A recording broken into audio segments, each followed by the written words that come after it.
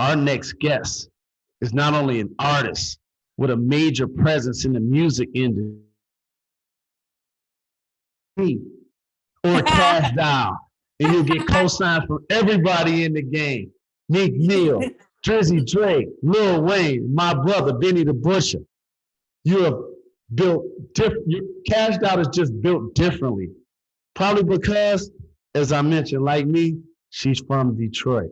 Catch out her acting debut in the new hit TV series, BMF, on Stars. It is my honor to welcome Kash Doll to the program. What up, Doll? What up, Doll? I appreciate you taking the time, and I would be remiss to not say congratulations to you and your better half on expecting. How far along are you, and how are you doing? Oh, well, thank you. And well, I'm just hitting 7 months, and I'm feeling swole. Yeah, I'm feeling swole now, more like just very tired, more hungry. I'm starting to feel pregnant. At first it was such a breeze. Now it's like it's catching up on me. But I'm good though. I'm still good because I'm from the D. Yes, indeed. You know how we do. I'm absolutely. So I'm gonna make it through this. So as a professional, as an artist, as an actor, how have you been able to juggle all of this during this period of time? It's so crazy, right? Because it's how God works. And it's divine. When everything happens in divine order, when you following, your dreams, it all just fall in place. Like even with my music just dropped, and my album is already done. BMF, we already filmed that top of the year.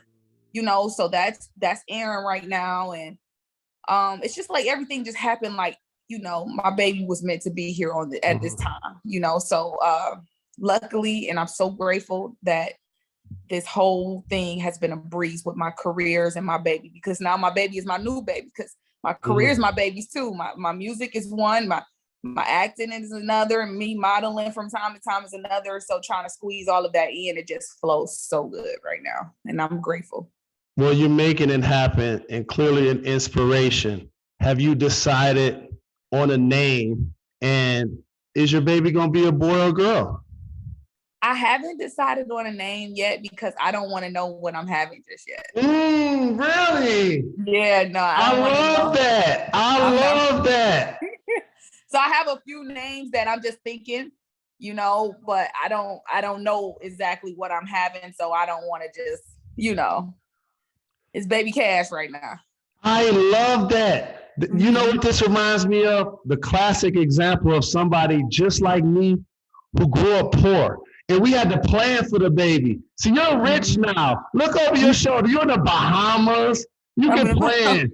You know what I mean? You don't have to plan. When the baby come out, all right, we're going to go all buy stuff for the boy. We're going to go all buy stuff for the girl. That's kind of how y'all moving with it.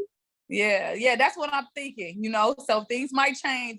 Pregnant women mental don't all the way be there. But at least that's my plans, because I don't want to know just yet. So just acknowledge for the people how Detroit has shaped you personally and professionally as a person.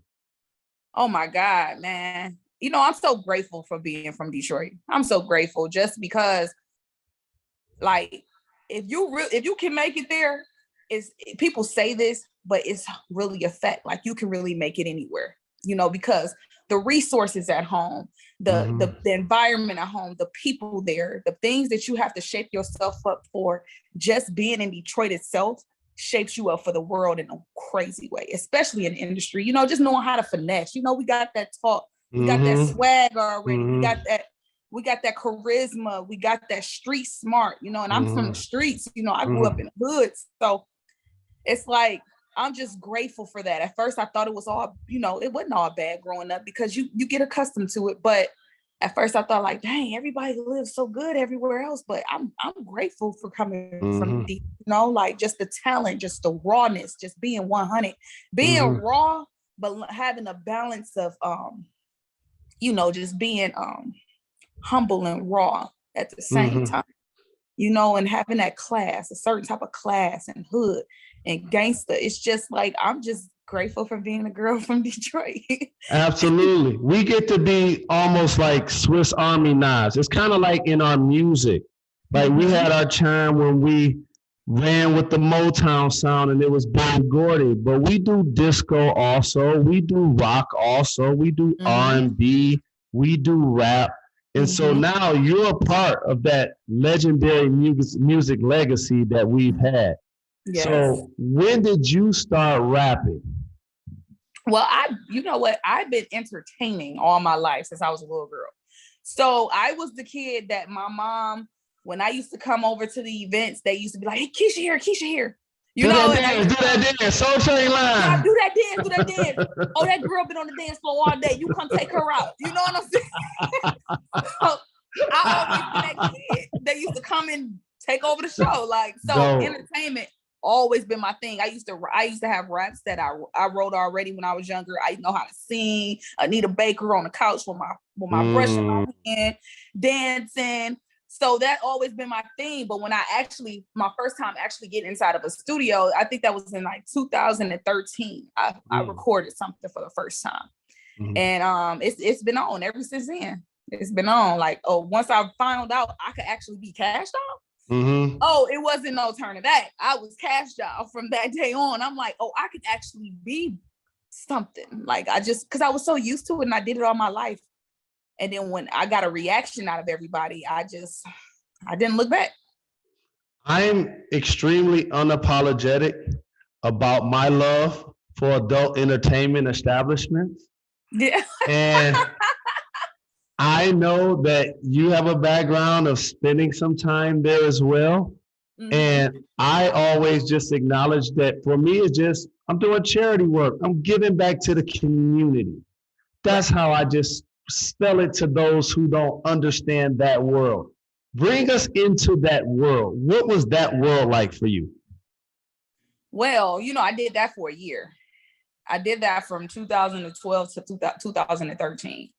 And you know what? It was at a point in my life where I'm like, I need this. I need to check. Like I ended up getting put out of my apartment. It got caught on fire. My car got stolen. It was just like one of those real down moments for me.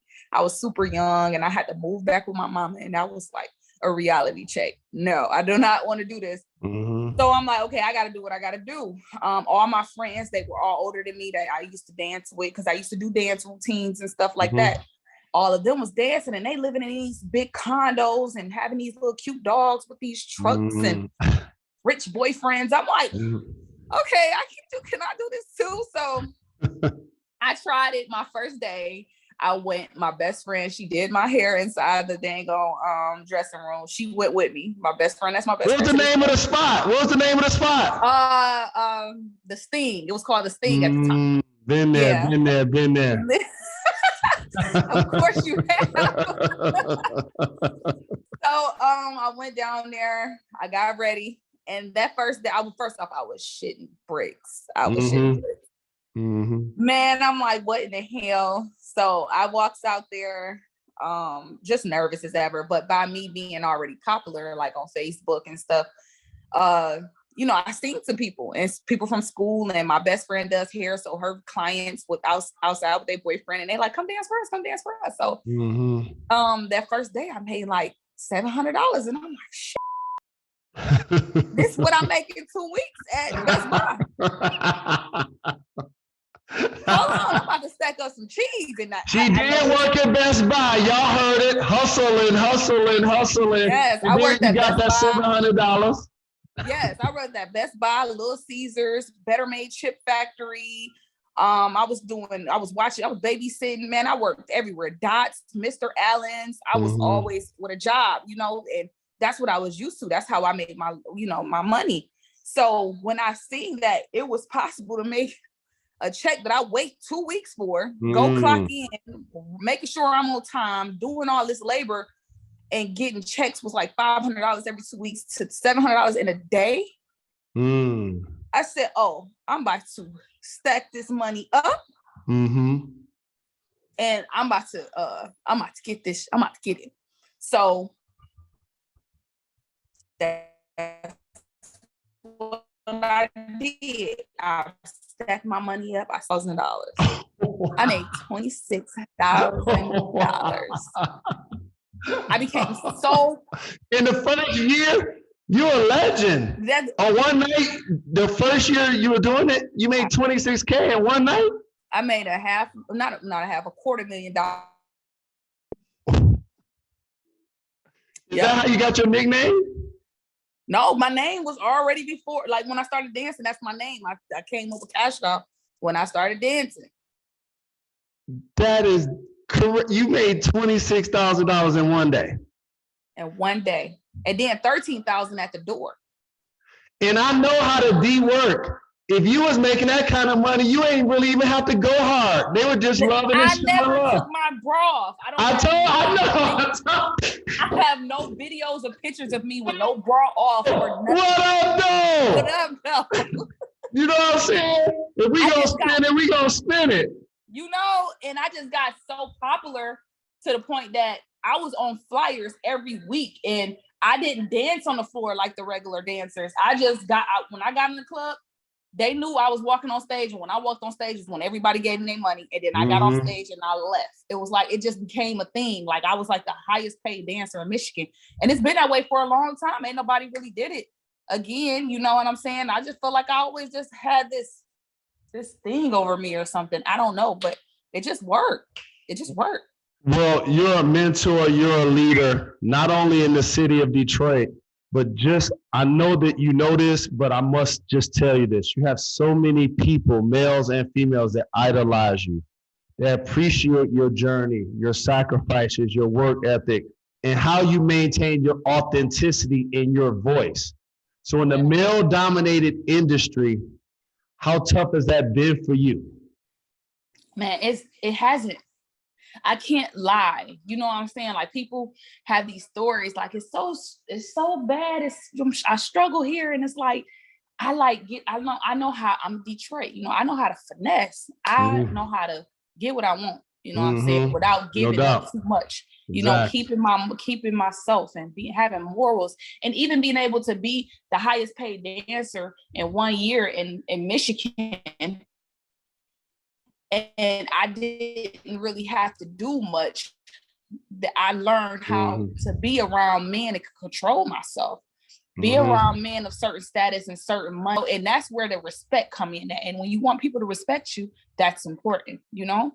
So that's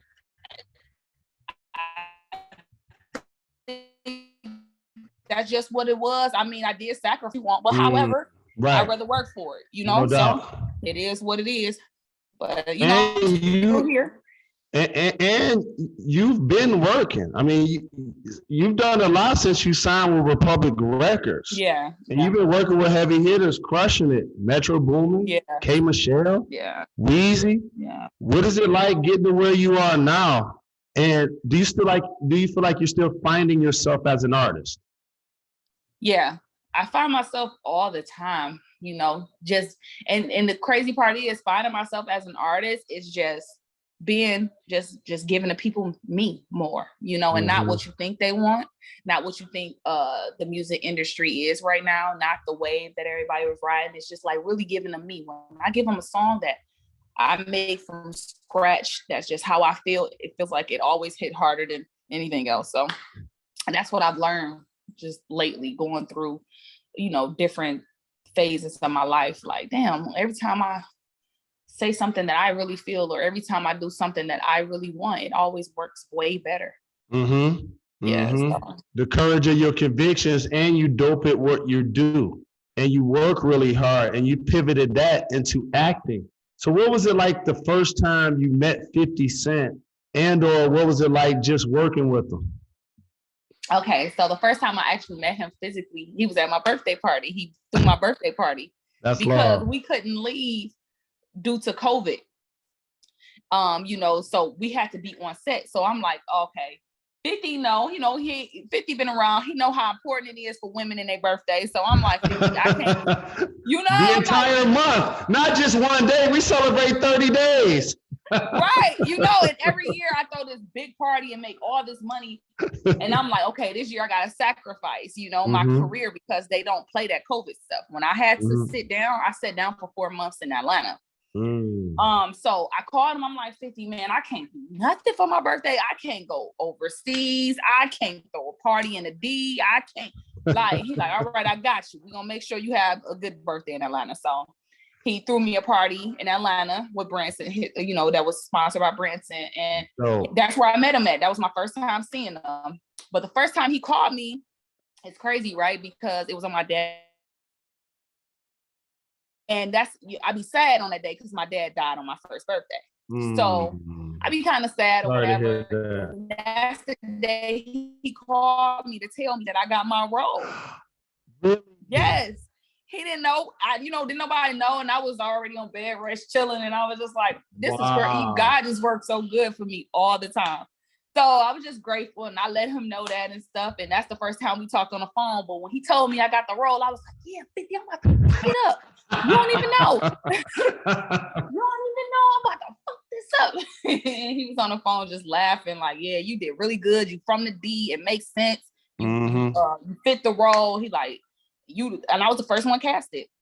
The first one casted in the entire thing. Because I had him on Renaissance Man, and he was talking to me about nephew Lil Meech, and initially he wasn't even being casted for that role. So he had to eventually put him in the role, and he became the lead. And you were the first person that they actually cast for the BMF series.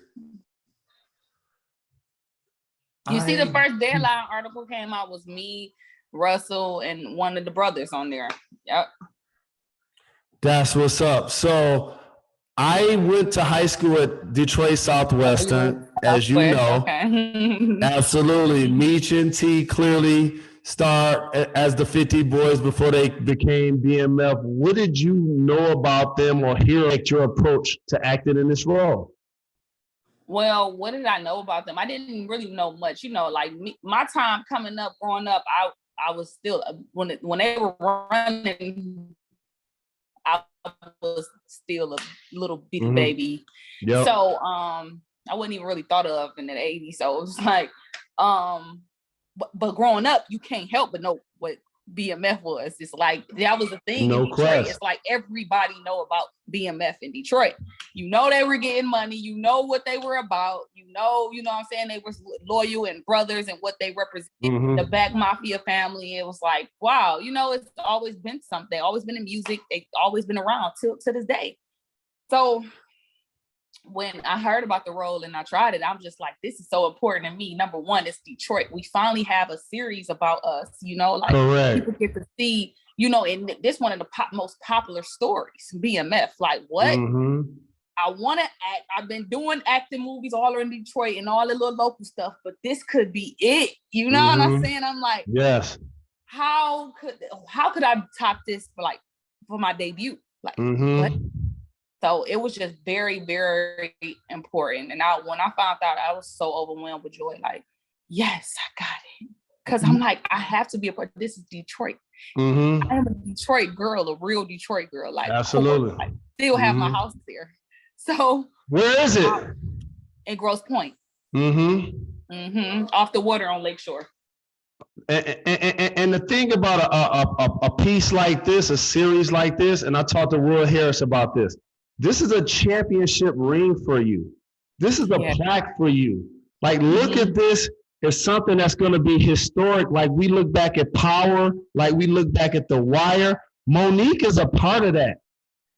A major part of that. You did that. Congratulations. How does that feel? And I know besides clearly, we wish for you to have a safe pregnancy. Can't wait to see what is going to be a boy or girl, what you name a baby. But once you get through your maternity phase, have you decided career-wise what you may consider trying to do next? I think as far as career-wise, I tapped into my acting, I tapped into my rapping, and, I got a lot of singing on my new album. And, I think I really just want to kind of focus on my business end outside of entertainment. Right.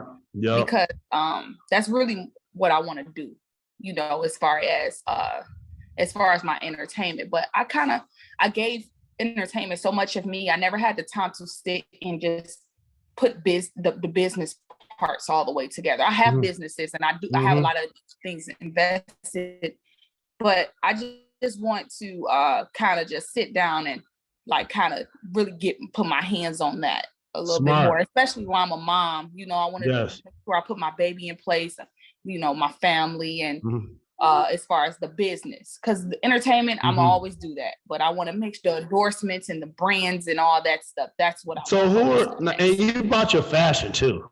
I didn't even get to like your flyness and your look and all of that stuff. So let the ladies know out there like what they should be rocking right now. What are you rocking these days? I know that you're dealing with your maternity right now, but what's fly right now? Tell us what's fly.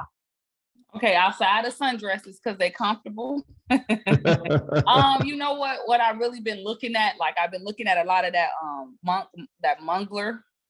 It's something called mungler. It's like it's super fly. I really like custom pieces. Like Balenciaga got a lot of nice stuff out right now. And you know what? I gotta see it. I haven't really been shopping because I can't. Right. So I gotta see it. But I bought a lot of shoes and purses while I've been sitting down because I know I can fit that still. But you know, as far like the Hermes and stuff like that, and I see everybody pick that trend up. So I don't know. I gotta get back in it. And I ain't been in it. That was a good question. Well, we know if it's happening, you're going to let us know about it. And I appreciate you taking the time. And before I let you get out of here, if you don't mind, I have a couple of quick rapid fire questions called Gone in 60 Seconds. You ready to do this, Big KD? I'm the real Big KD.